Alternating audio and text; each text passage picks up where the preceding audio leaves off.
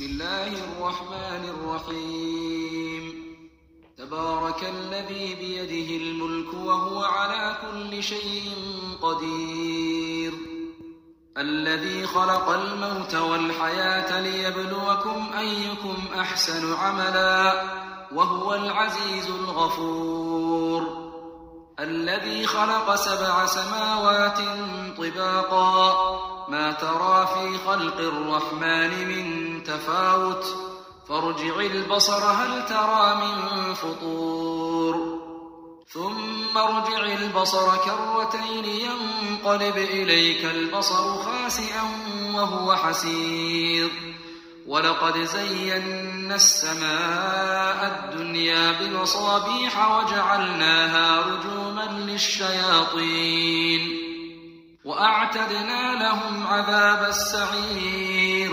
وللذين كفروا بربهم عذاب جهنم وبئس المصير إذا ألقوا فيها سمعوا لها شهيقا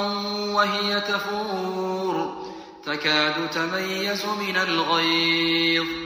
كلما ألقي فيها فوج سألهم خزنتها ألم يأتكم نذير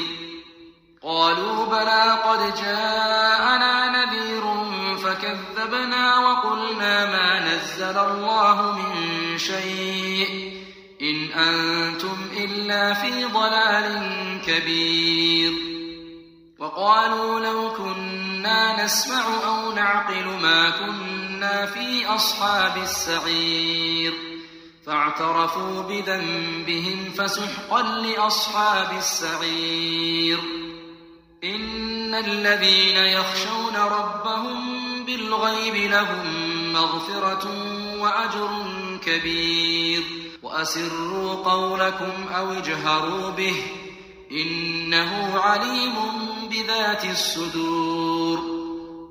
ألا يعلم من خلق وهو اللطيف الخبير هو الذي جعل لكم الأرض ذلولا فامشوا في مناكبها وكلوا من رزقه وإليه النشور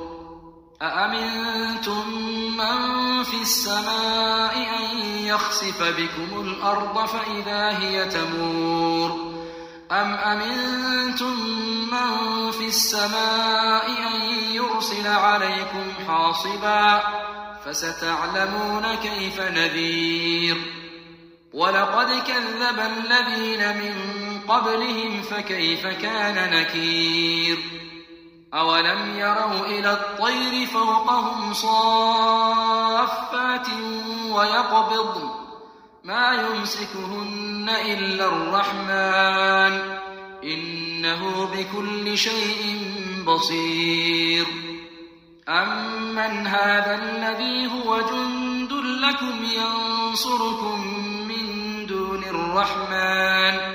إن الكافرون إلا في غرور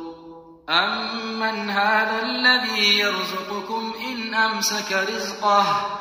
بل لجوا في عتو ونفور